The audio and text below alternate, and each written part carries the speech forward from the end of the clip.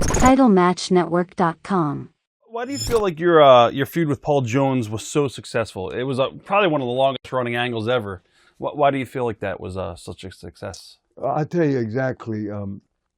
Had a lot to do with Paul, brother. Mostly, you know, they had me. I was there 6-7 years, and the only place I homesteaded was there. The only place. I moved, you know, every 6 months to a year, Yeah. or over a year and a half is long for me, but I stayed there, and just in 6 months when I went to Memphis, they bought me a house, and then I came right back with them. But Paul Jones was a heartthrob, man. He was the best looking guy, and just a good baby face, crowd pleaser. They loved him, and he was over like $1 million, Rob. And I'll tell you, brother, and I owe it the whole. We did a 5-year thing. I either wrestled Paul Jones or one of his army 7 days a week for 5 years in a row. I'm talking about, you know, and he had Barbarian, Shaska Whatley, he had Baron von Raschke, he had superstar Billy Graham, but then he was going as the Gung Fu fighter, you know. He'd come out instead of the blonde hair, he was shaved his head, but then they brought in, Abby was in there, and Pez turned on you. Pez, and Ragin Bull, and turned on me, and for a suitcase of money, and Stan Hansen, so many in there, and they'd bring in bounty hunters for me, and they did everything to me, you know, oh my goodness, but the reason it got over so strong was that they never seen Paul Jones, you know, as a bad guy, and he was so good looking, you know, just the women just went crazy about him, and such a good grappler, good wrestler, and good everything, just a real wholesome, you know, like Johnny Weaver. He was a Johnny Weaver type, and Johnny was over so strong, and then when they switched him, when he got older, and he started to manage, he had that's your best heat. And if you're a heel for so long, and the people is going to start liking you, and then they'll turn you, and when you feel that, and if that company's sharp, they will see that, sense it, and switch you there, and it's the hottest baby face ever. Like I was, like Dick the Bruiser and Crusher, we were character, you know, baby face. Yeah. Going back to Paul Jones, was it always planned for you guys to be the hair versus hair match? No, that was my idea, and I'll tell you why. Because I seen the ending, I seen the trouble coming, and I figured. I talked to Paul, and I figured. I says, "Man, we got to get every dime we can, because it's coming to an end." And we were all on contract, so we knew we was going to get our money, but it was towards the end of that run, and everybody for years tried to get Paul Jones' hair, and as a good guy, and he never would. The heel would always lose his hair. So we started, and I started shaved Shaska's head and some of his army, and I was after Paul Jones, and the whole thing came down to, you know, Paul Jones, you're soft. You used to be a great wrestler and a tough guy. You know, I told him, man, I says, man, I beat all your army, and I wiped them all out, man. And it was just up to me and him. And I says, yeah, you ain't man enough, man, to, you know, hey, I'll put my hair up, you put your hair up, or whatever the deal was. And we tricked him. We tricked him, and he thought he was signing something else. And he said, oh, I'll never do that, you know.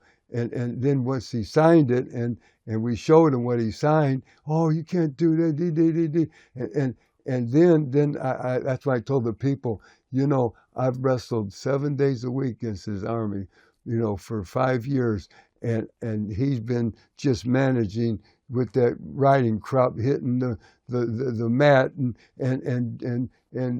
shooting orders to his army. Right. And I says, you know, he's soft. I can beat him. And he signed. It's guaranteed. You know, this is a guaranteed deal. And I'll beat him, man. And you're going to see a bald-headed geek. Bald-headed geek. Everybody, you know, oh, man, everywhere we went. So it's a natural. They know I'm going to win. Right. They're going to see Paul Jones's head shake. Well, it didn't. Boom, brother. It came back on me, and I had him beat, and big angle, and referee Tommy Young didn't see it, and bing, they knocked me out with the cheer. I forgot. I think Roski came out, and referee went him. Shaska came in, hit me with the cheer or whatever. I forget what it was. Anyway, boom, and I had him in a sleeper or something, and he was asleep, but I fell and he fell. I forgot what it was. Anyway, referee turns around, Roski jumped down, 1, 2, 3, boom, and he beat me, and he's asleep or whatever happened, and then they get him up, and boy, they're happy, and I took it like a man, and I did that interview, you know, and I was just so mad and and they zoomed in on me, and then I got real wide-eyed, and I didn't say a word. I took it like a man, you know, and I knew I got screwed, but I took it like a man because I said, you know, if I get beat, and I got beat, and I don't know really what happened, but I took it, and my eyes got wide, and man, I just looked in that camera. I didn't have to say nothing. That showed it right there. And then, so now, you know, he said, "Who's the bald-headed geek now?" And they got all my hair up, man, and they had it in a bag, and they'd bring it out for all the interviews. And who's a bald-headed geek? Shaska's, you know, showing everybody, and so we put the thing up, and now, you know, how are we going to get them going now? So we tricked them there again, and so finally, you know, he says, "You got everything to gain, nothing to lose. Hey, we took your beard, we took your hair, we took everything. You know, hey, your history. Go to the junkyard, whatever." But we put Big Mama's hair up against his hair, and so we tricked him again some way, bop, and he didn't know it, and he's got the army. Yeah, we're going to do the same thing or something different. Yeah. So what they did was bar everybody. They had someone up in the someone was up in the cage or up high. I forgot who it was. I know it was Was it Whatley?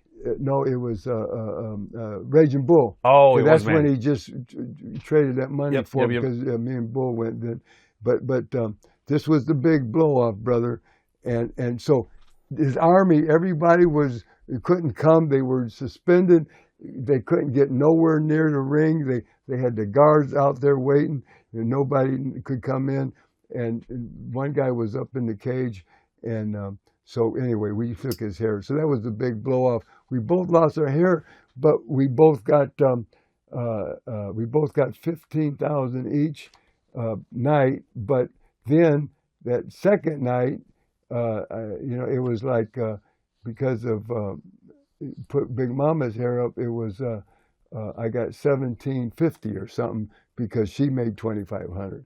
So it was. I knew it was coming. That was my idea, and Paul went for it because he's seen the writing on the wall too. Yeah, and so that was it. And the big blow off was Starrcade '86. That's where it happened at. So there it is. Yep. You challenged Ric Flair for the NWA title around this period of time too. Sure. What was it like working with Ricky again? Oh, brother, man, smooth. Hey, he's like glass, brother, man. You know, just so. Of course, you know, he went everywhere, and he was going them hour Broadways in shape, looked great, in prime, and man, just like Dory Jr., Funk Jory. Oh my goodness, them guys it's like poetry in motion. All them guys. Are you surprised they didn't do a longer feud with you guys? Because you guys could have played off a lot of the he being a top rich guy and you were like from the streets. They could have done a lot of stuff with that. Yeah, no, because he was gone so much, and I know he got in big angles, but at certain times, and there at that period when we had a few shots with him, Yeah. he was then going to other territories because Crockett bought out Bill Watts. He bought out his territory. He bought out Kansas City. Yep. Bob Geigels, and that's what got him in some trouble too. He spent so much money, and it was he didn't. How it got in trouble was a lot of people blame Dusty for this. I don't. It was Jim Crockett. I mean, he was the boss, brother. Dusty to me, I just love him, and I think he was the sharpest ever. But Jimmy owed